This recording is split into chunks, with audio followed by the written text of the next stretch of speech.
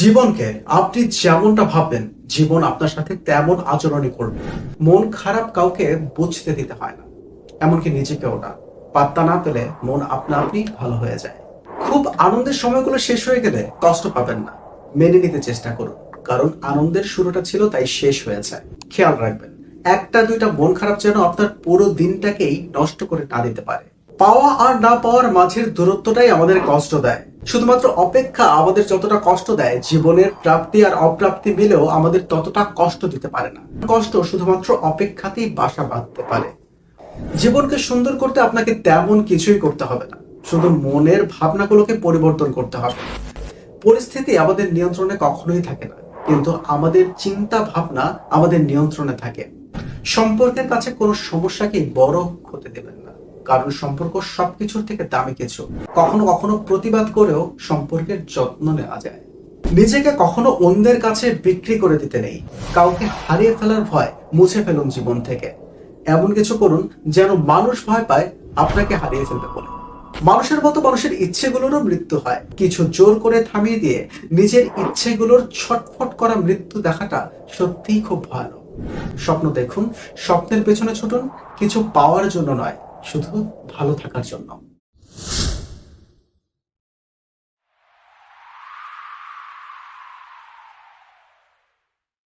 জীবনকে আপনি যেমনটা ভাববেন জীবন আপনার সাথে তেমন আচরণই করবে। যখন আপনি জীবনকে খুব জটিল মনে করবেন, তখন সহজ কাজগুলো খুব জটিল হয়ে উঠবে। আবার যখন জীবনকে খুব সহজভাবে দেখবেন, তখন জীবন খুব জটিল হলেও সহজভাবে আপনার কাছে ধরা দেবে। জীবনকে একটা আয়নার সাথে তুলনা করা যেতে পারে। যখন আপনি আয়নার সামনে দাঁড়িয়ে মন খারাপ করেন, তখন আপনার প্রতিচ্ছবিটাও কষ্টে ভারাক্রান্ত একটা মানুষ মনে হয়। আবার যখন আপনি আয়নার সামনে দাঁড়িয়ে হাসতে থাকেন, তখন আপনার প্রতিবিম্ব আপনার সাথে সাথে হাসে। মন খারাপ কাউকে বুঝতে দিতে হয় না, এমনকি নিজেকেও না। পাত্তা না পেলে মন আপনা আপনি ভালো হয়ে যায়।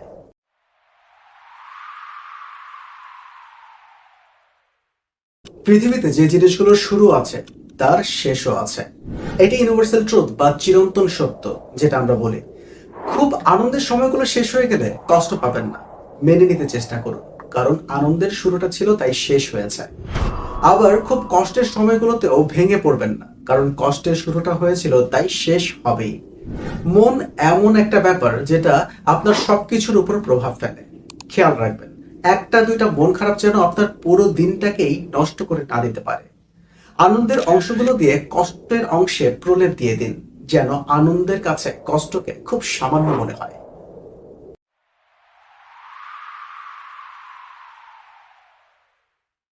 পাওয়া আর না পাওয়ার মাঝের দূরত্বটাই আমাদের কষ্ট দেয়। এই দূরত্বের আরেকটা নাম দেওয়া যেতে পারে অপেক্ষা। শুধুমাত্র অপেক্ষা আমাদের যতটা কষ্ট দেয়, জীবনের প্রাপ্তি আর অপ্রাপ্তি মিলেও আমাদের ততটা কষ্ট দিতে পারে না।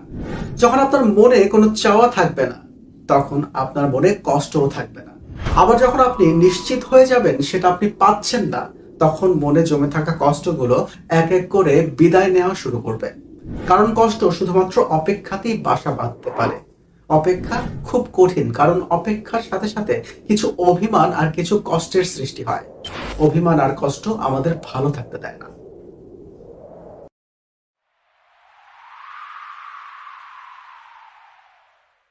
জীবনকে সুন্দর করার রাস্তাটা খুব সহজ, কিন্তু প্রায়ই আমরা সহজ রাস্তা ছেড়ে খুব জটিল ও আঁকাবাঁকা রাস্তায় চলে জীবনকে সহজ করার চেষ্টা করি, তাই জীবনটাও জটিল হয়ে যায়। জীবনকে সুন্দর করতে আপনাকে তেমন কিছুই করতে হবে না, শুধু মনের ভাবনাগুলোকে পরিবর্তন করতে হবে। কারণ আমাদের চিন্তা ভাবনা আমাদের জীবনকে প্রভাবিত করে।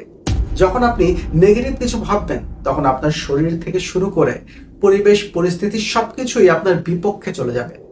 পজিটিভ ভাবনা ভেবে দেখেন, নিজের ভেতর থেকে একটা শক্তি খুঁজে পাবেন, যেটা আপনার খারাপ পরিস্থিতিগুলোকে সামলে নেওয়ার শক্তি যোগাবে। পরিস্থিতি আমাদের নিয়ন্ত্রণে কখনোই থাকে না, কিন্তু আমাদের চিন্তা ভাবনা আমাদের নিয়ন্ত্রণে থাকে। কখনো কখনো আমরা আমাদের ভাবনাকে নিয়ন্ত্রণ করতে চাই না বলে নিয়ন্ত্রণ করতে পারি না।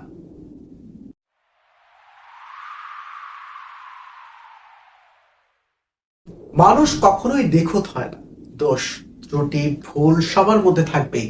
কখনো প্রতিবাদ করে, কখনো বুঝেও না বোঝার ভান করে, কখনো ক্ষমা করে দিয়ে সম্পর্ক টিকিয়ে রাখতে হয়। সমস্যা সবার মধ্যেই আছে, এমনকি আপনার মধ্যেও রয়েছে।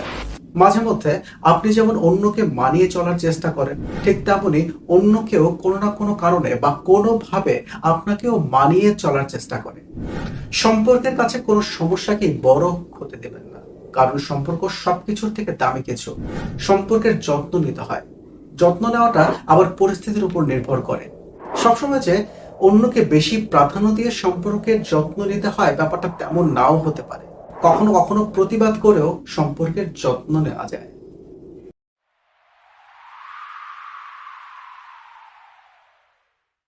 নিজেকে কখনো অন্যের কাছে বিক্রি করে দিতে নেই। কাউকে হারাবার ভয়ে আমরা মাঝে মধ্যেই নিজেকে অন্যের কাছে খুব সস্তায় বিক্রি করে দেই।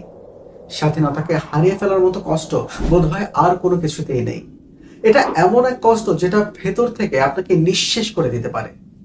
সাময়িক সময়ের জন্য ভালো থাকা গেলেও দিন শেষে আপনি কখনোই ভালো থাকতে পারবেন না। নিজেকে নিজের মূল্যায়ন করাটা খুব দরকার। মানুষ নিজের অজান্তেই নিজেকে ভালোবাসে।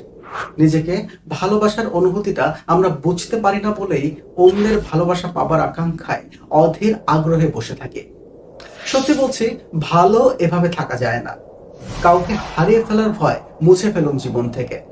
এমন কিছু করুন যেন মানুষ ভয় পায় আপনাকে হারিয়ে ফেলবে বলে।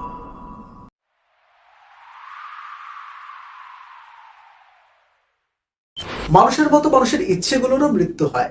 মানুষের ইচ্ছের মৃত্যু তখনই হয় যখন মানুষটা বারবার জেতার চেষ্টা করতে করতে একটা সময় হেরে যায়। জানেন তো, জীবনে কখনো থেমে যেতে নেই। সবসময় জেতার জন্য নয়, মাঝে মাঝে নিজের অস্তিত্বকে বাঁচিয়ে রাখার জন্য থেমে যেতে নেই। আপনার চারপাশে যত প্রিয় মানুষ আর যত শুভাকাঙ্ক্ষী থাকুক না কেন, কেউ আসবে না আপনার অস্তিত্বকে টিকিয়ে রাখতে। সত্যি বলছি, নিজেকে নিজেরই ভালোবাসতে হয়, নিজের অস্তিত্বটাকে নিজেরই টিকিয়ে রাখতে হয়। কিছু জোর করে থামিয়ে দিয়ে নিজের ইচ্ছেগুলোর ছটফট করা মৃত্যু দেখাটা সত্যিই খুব ভয়ানক। স্বপ্ন দেখুন, স্বপ্নের পেছনে ছুটুন, কিছু পাওয়ার জন্য নয়, শুধু ভালো থাকার জন্য।